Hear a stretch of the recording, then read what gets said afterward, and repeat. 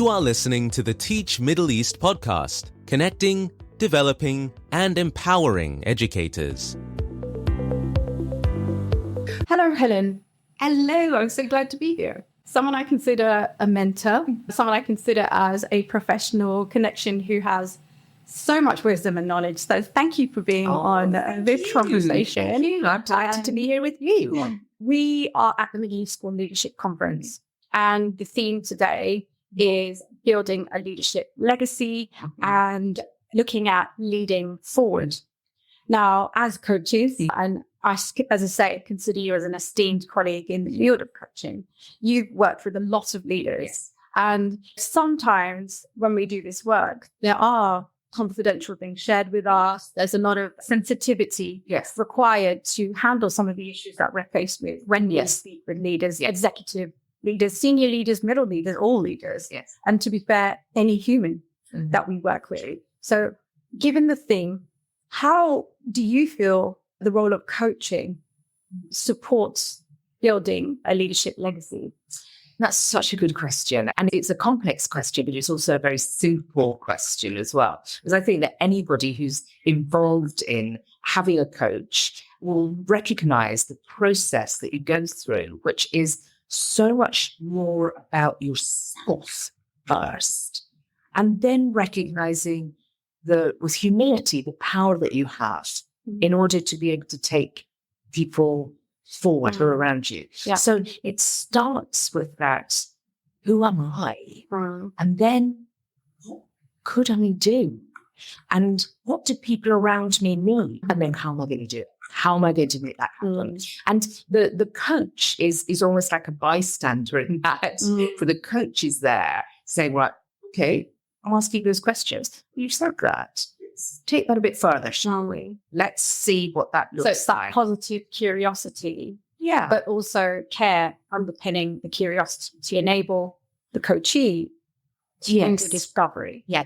And I would say as a coach that one of the things I feel very strongly about is that if I've taken somebody on to be able to be coached, then I'm really invested in them, because there's something that drives us around the legacy. It's not my legacy. It's not their legacy. It's our collective legacy. And particularly in school leaders, if all of us are helping school leaders be in the right place at the right time, doing what's amazing to work with their colleagues, with children, everyone benefits.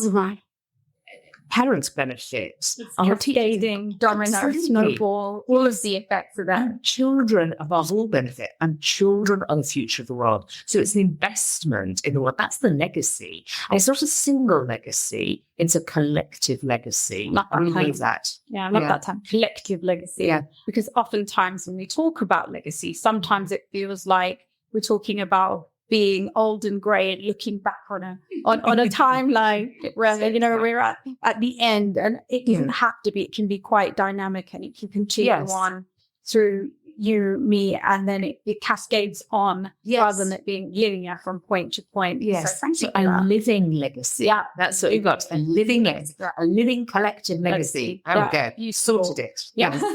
And what would you say are some of the themes of challenge that stand in the way, impede, inhibit, form barriers to leaders seeing the benefit in coaching? So what are the barriers that stop people taking up coaching in the first place? Or considering it? There are a number, actually. One of them is that people think, do I need coaching? Because we don't know what we don't know. That's the thing. It's like, if you don't know what you don't know, then why would you take it on? So that's why it's it often Joe Harry window. Right? Totally. Absolutely. And it sometimes takes other people to go, actually, do you know what? This would be really helpful. So I think that's one.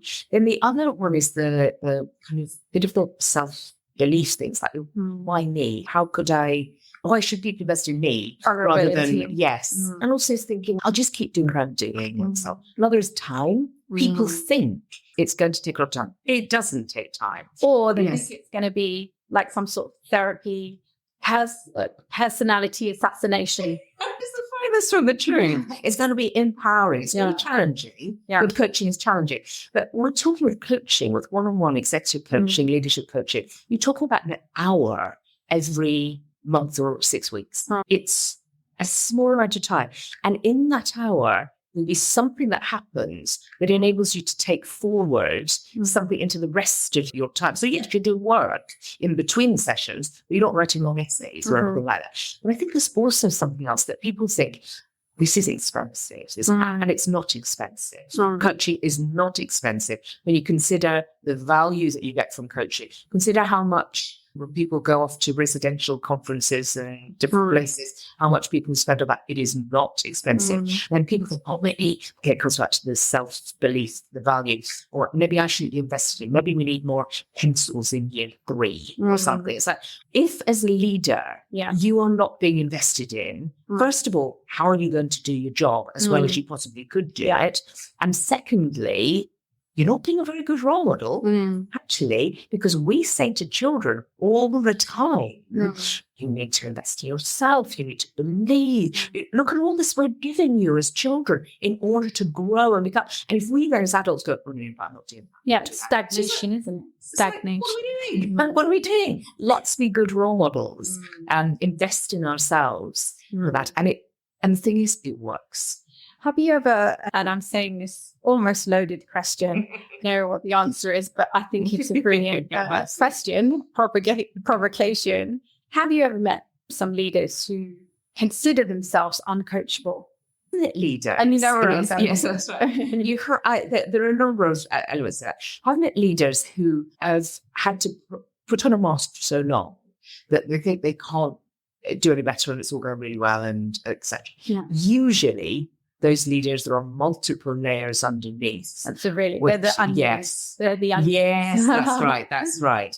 I think there are sometimes there are people, I think there are other things that they need to do more than coaching. I think that, but most people, the question that they have is it okay for them to be coached? What is coaching? Will you tell me what to do? Actually, you've got the answers. Oh, no, I don't have the answers. Yes, you do have the answers. The skill of the coach, and that's why being experienced coaches, the skill of the coach is to be able to find the right question to draw out something and bring it out so that people see it in a way that they wouldn't otherwise see.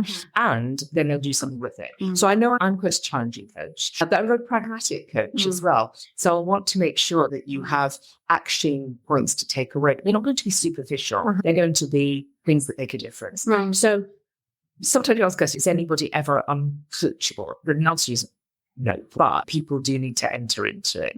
As you were speaking, the analogy of you have a challenge, a hurdle, a summit of some kind, not Everest, not the animal. Anything.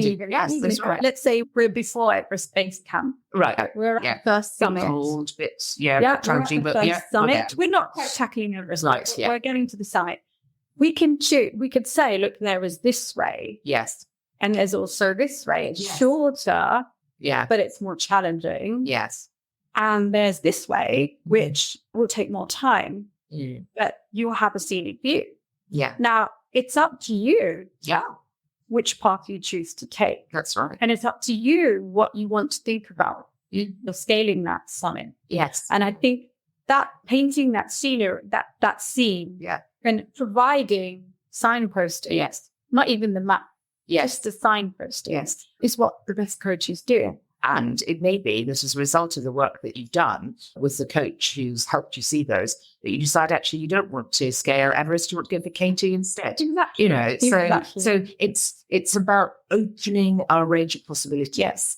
And the question is, why do you want to do that? Maybe you should do that or should do that. So that and it's finding what those are, finding out what those are.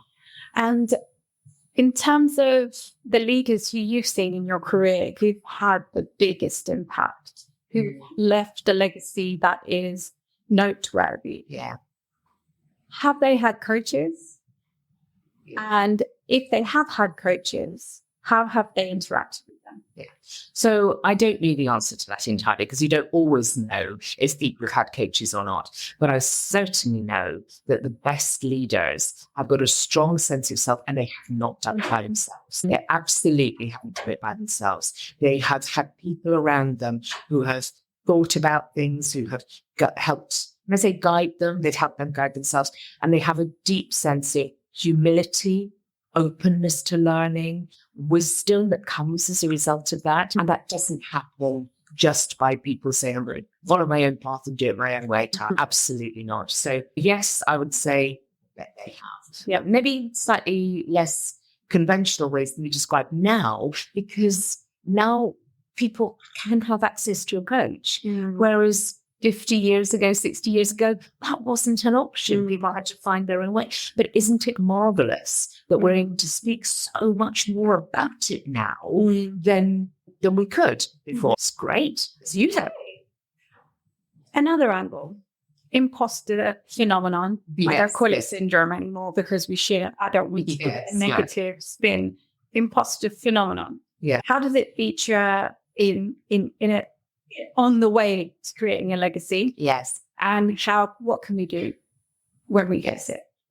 So our development as individuals, from a coach seeing the development of another leader, development is not linear.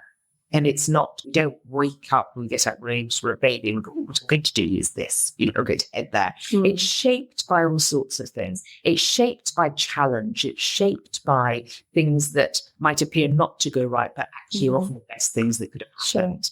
And it's shaped by voices from previous generations. So the things that we were told as children and the well-meaning things that we were told, which probably aren't as helpful as they could have been. So there's all of that that's going on. That often leads us to a position where we think, why am I here doing this? Why am I here? Now, everything that you've done has taken you to where you are. So it's a good thing, actually. And even that questioning of who we are. So we talk about imposter syndrome and imposter phenomenon. And I think there's something about riding the crest of that wave. It's like being conscious of the unknown ahead of you. So there should be an element to, oh my, what is it? Recognizing what's brought us to where we are and then seeing how we're going to use that, but also say thank you to all the things that have happened in the past. I love seeing people on that journey. We don't know exactly what's going to happen in the future. We do know, however, that we can shape it and we can be intentional about it and we can draw on everything that's there. All our knowledge of ourselves and our embracing of our inner imposter, what do we call it, is part of that. You know what I'm hearing from you? And that's lovely coaching. I love that. Yes. What I'm hearing is this concept that if we are in a plane, we're gonna do a jump. We're gonna parachute out of the plane. The imposter phenomenon feeling is almost the parachute. Yes. So we feel fear, we feel anxiety, but without it, perhaps we wouldn't. Yes. Can't jump. That's a lovely image. Yes. And you've got instructors around you. Instructors around you. Yes. It's exhilarating. That's right. Sometimes it's daunting. You might actually chicken out. Yes. But then you can always go again. Yes. So I think thinking of it more as a garment rather than as a persona. Yes. Is actually helpful. Yes. And I think of it as a tool and a toolbox. There's something there. I like that idea of the parachute. We could take this further. Love metaphors. Yes. Yeah. So my brain always, when I'm thinking of things, and I'm sure this happens with you too. Yes. I've spoken. Yes. That's right. Yes. Yeah. To manifest or to visualize a hurdle or a barrier. Earlier when I was speaking to Priya Mitchell, we were talking about relationships being critical for safe and caring cultures. And on the way as we were walking here, we were talking about relationships for leaders and legacy. Yes. But we were talking about the fact that when people say to me relationship, I actually imagine a ship being constructed every time we meet. So we start with a plank of wood and then slowly but surely we create this majestic image. So it's always there. The relationship, once formed, is always there and is built upon. Yes. And the dimensions of it from different ways. But that also rings true of how we conceptualize ourselves and our leadership. So if you visualize your leadership, if you visualize it as an object or a place, we often do activities like that. What is your leadership? If you could see it, if you could analyze it, how would it feel to walk through it? And how is it to if you were there, what would the sound be? Yes. What would the pictures be? And it seems quite abstract to some people, Yes. but in doing so, you are exploring your, Yes. and also growing your brain. It's That's neuroplastic, the activity. yeah. And people say to me, so, you do leadership and do you just talk to people? And, it's well-meaning. It's well-meaning, but this idea that you can turn a construct, something quite abstract, something that someone can carry within them, Yes. and actually move with it, Yes. in a way that helps them to feel more secure within themselves. Yes. That is the leadership of the self. So coaching, when we talk about that, or when we are trying to create coaches, Yes. or have a coaching spirit Yes. within our school. Yes. It starts with knowing oneself. Absolutely. Totally. And that goes back to the very first point I made. When your very first question you asked was exactly that. Yeah. It starts with knowing yourself. Now, it doesn't mean that you have to know yourself entirely in order to be able to be a great leader, be a good coach. It doesn't mean that, but it does mean that you need to be on the quest towards that. And that I think every day we should know ourselves that little bit better. We have actively reflected on that. We don't have to spend hours doing When do you that. think the best time to reflect on yourself is? Because they're busy leaders, right? Busy people. I know where we're going to go with the answer to this, but if someone was like, I don't have time to reflect, what would your advice be to them on when they might start to? What's the stepping stones here? So, two things that. One is we always have time. We always have time. There are things that once we become a habit, that we will do them. People do not forget to clean their teeth in the morning. They just do it. And yet that takes a little time, doesn't it? But we don't forget to do that because we know it's important to be brought up to do it. We do it, etc. It might actually be because there's a cause and effect to that. Like, so if I don't brush my teeth won't look the same. And if I don't brush my teeth, I might have a bad impression. I might give out people might smell my smelly good. So I'm going to be forced to do it for that reason. Yes, but you didn't know that until you were told that. And you actually practiced it. And then you realized at some point in your life when you didn't do that, so you learned that. Yeah, so you never don't have time to brush it. Exactly. And so there is always time. There is always time. There's always time to breathe. There is always time to listen to something. There's always time to notice. And it can take a few seconds to do that. The second point I want to make, though, is that if you haven't been doing it, then you absolutely need to practice. And you need to schedule it, and you need to stack that habit onto another habit. And so there's a trigger for you to do it, because otherwise it's no good to say, yes, I want to do that. I'll do that at some point. You should forget because you haven't built it in. We're saying that maybe people could use their teeth brushing moment to be able to reflect on self. It's supposed to be 2 minutes. There you go. You can start with 2 minutes. There we go. Twice a day as well. Sorted. That's 4 minutes. Sorted. Exactly. Or the shower. A lot of people say that's what we're doing. And in coaching, we often signpost when you're brushing your teeth and when you're having a shower, or someone cancels a meeting. Yes. And then there's a dead time between the next one. It's a gift of time. Yeah, it's a gift of time. It's the opportunity to come out of the rigmarole of the next, and having a pause. The power of the pause. Yes. And we talk about that. We talk about strategically composing ourselves.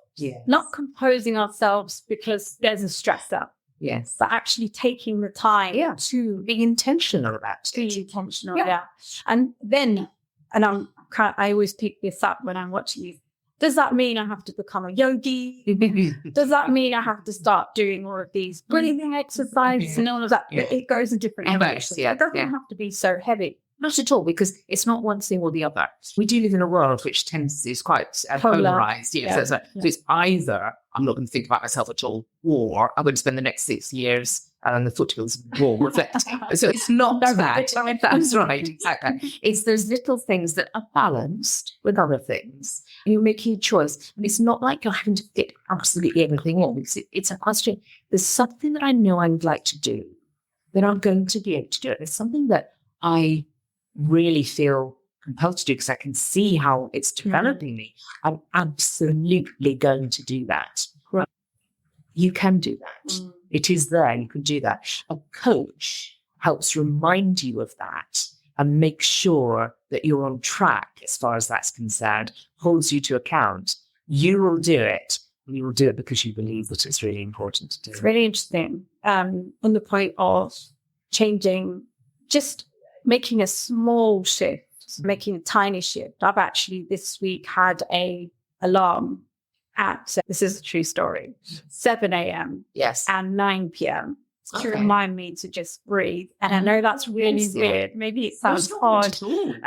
But when it pops up, it actually really surprises me. Yes. Because you've forgotten. Because I've forgotten that I can take a really deep breath and just calm myself down. So tell me, what's the impact of you doing that for you? What's the experience you've had? So I've reset myself to be intentional about taking a breath. Because I'm a go person, I'm doing lots of things, and sometimes I just don't think consciously about it. And by having that trigger, that reminder, the nudge, really, the nudge to just take a really deep breath, just 2 or 3 of them. And I think the power of just one, one leads to 2, 2 leads to 4. And then if I'm in a calmer state, taking a deep breath, my whole evening looks different.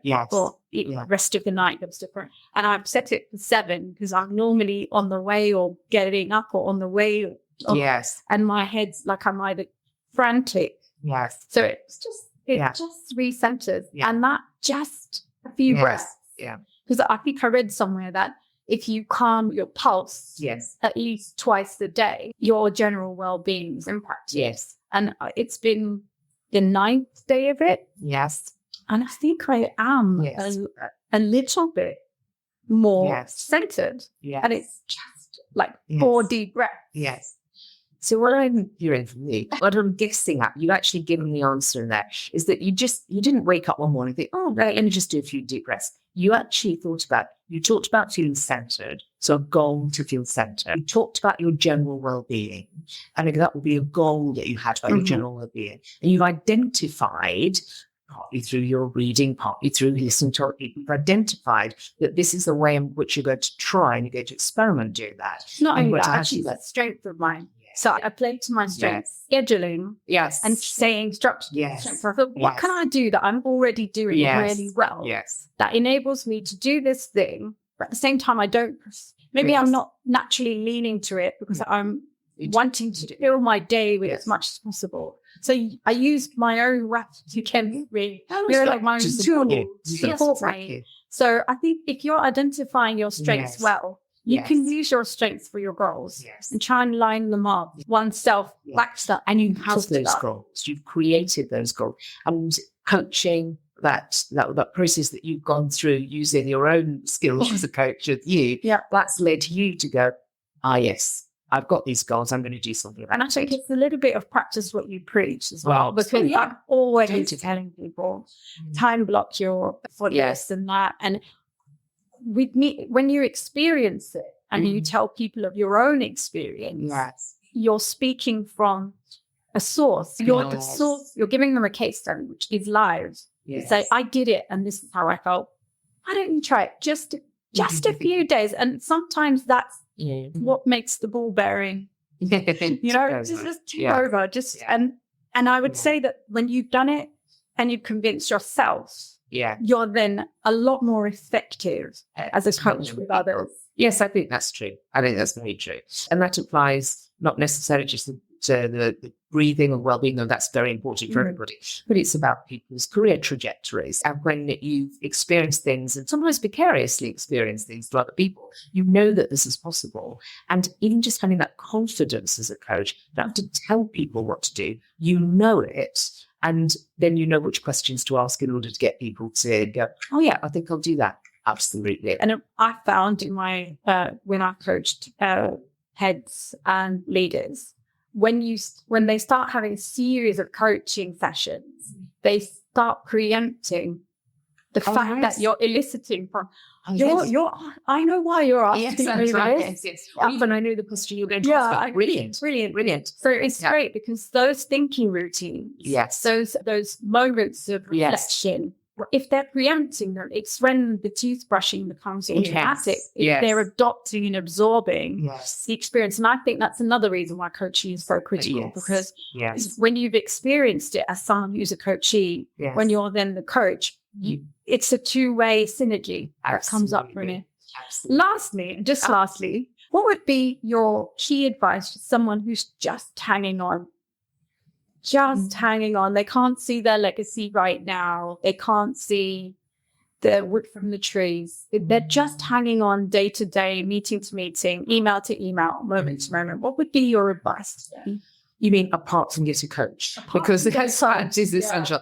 I would say... And apart from go for a walk. Yes. Apart from sleep more. Yes. Or just eat well. Apart from that. Is break for a second. And you need to long, but break, think, and ask the question. Because you need to think differently.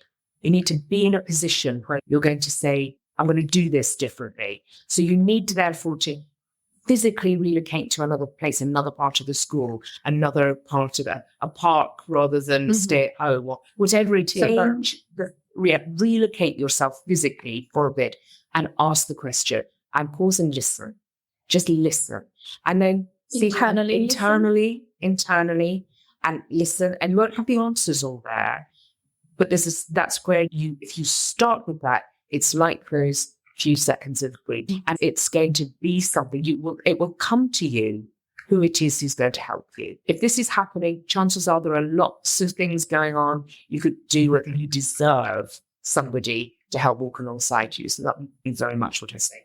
Physically put yourself somewhere, mentally put yourself somewhere, emotionally, and just ask the question, what am I doing? Where am I going?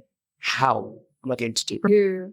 And who do I trust? Or who could be, who could I lean on? Because leaders often are the ones people lean on.